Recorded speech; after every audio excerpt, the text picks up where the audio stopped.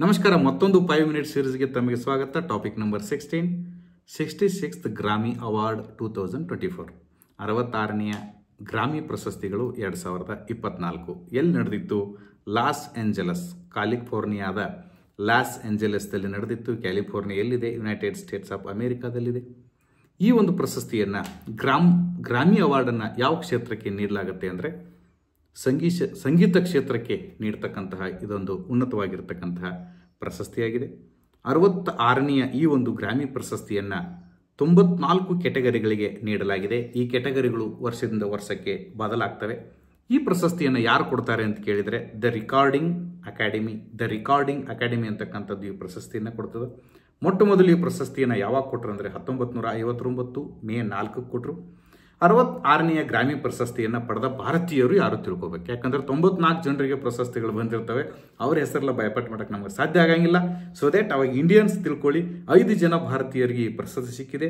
ಜಾಕೀರ್ ಹುಸೇನ್ ತಬಲಾ ವಾದಕರು, Rakesh Chaurasia flute player, Shankar Mahadevan singer, Ganesh Rajagopalan violinist, Selva Ganesh Vinayakram ಪರ್ಕ್ಯೂಷನಿಸ್ಟ್.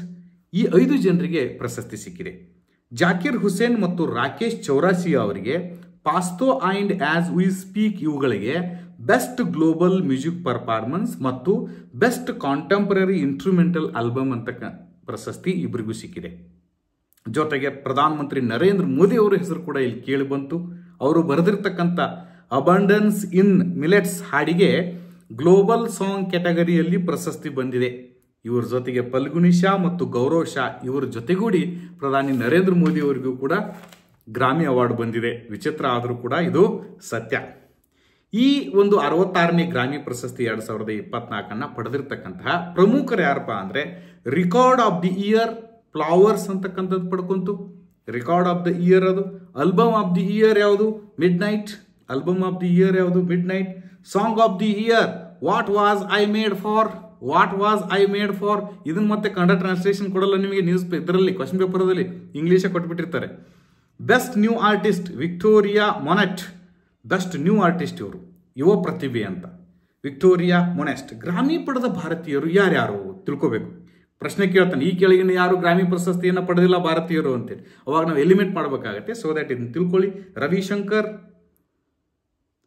AR Rahman ಗೊತ್ತಲ್ಲ, ಜೈ ಹೋ, ಸ್ಲಮ್ ಡಾಗ್ ಮಿಲಿಯೋನಿಯರ್ ಇವ್ರ ಬಗ್ಗೆ ಕೇಳ್ಕೊಂಡಿರ್ತೀರಿ. AR ರೆಹಮಾನ್ ಅವರಿಗೆ ಗ್ರಾಮಿ ಸಿಕ್ಕಿದೆ.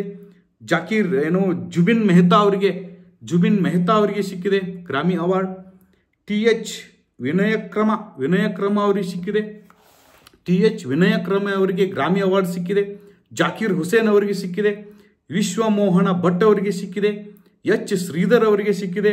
PA ದೀಪಕ್ ಅವರಿಗೆ ಸಿಕ್ಕಿದೆ. ಗುಲ್ಜಾರ್ ಅವರಿಗೆ ಸಿಕ್ಕಿದೆ. ಮೊನ್ನೆನೆ ಗುಲ್ಜಾರ್ಗೆ ಇನ್ನೊಂದು ಪ್ರಶಸ್ತಿ ಬಂದಿದೆ. ಅದು ಕಮೆಂಟ್ ಬಾಕ್ಸಲ್ಲಿ ಕಮೆಂಟ್ ಹಾಕಿ ನೋಡೋಣ.